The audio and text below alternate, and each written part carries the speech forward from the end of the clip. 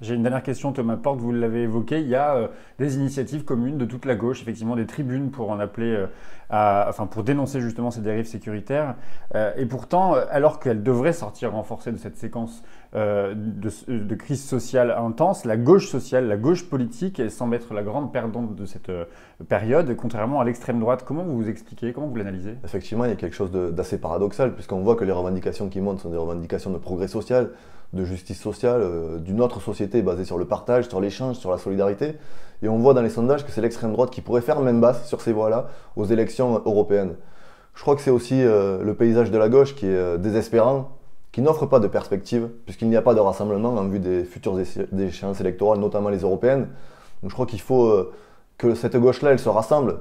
Le Parti communiste français, Yann Brossat et Fabien Roussel ont continué à porter le rassemblement, ils continuent à le porter.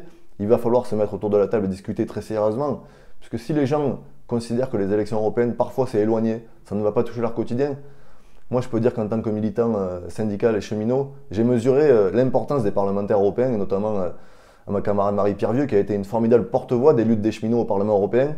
Si on veut demain créer de l'espoir et imposer d'autres choix, y compris au niveau européen, nous aurons besoin de députés de gauche progressistes qui portent la voix de celles et ceux qui luttent dans les territoires. Mais les communistes sont prêts à remettre en cause leur tête de liste, par exemple, pour pouvoir avancer vers des convergences ou vers des fusions de listes ou des accords de liste avec les autres formations politiques? Les communistes n'ont pas désigné de tête de liste. Ils ont désigné un chef de file aux élections européennes, Yann Brossat, qui a depuis le début porté la question du rassemblement, qui continue à la porter et nous la porterons jusqu'au dernier moment parce que nous pensons que c'est la meilleure réponse pour éviter que demain le Parlement européen bascule à l'extrême droite.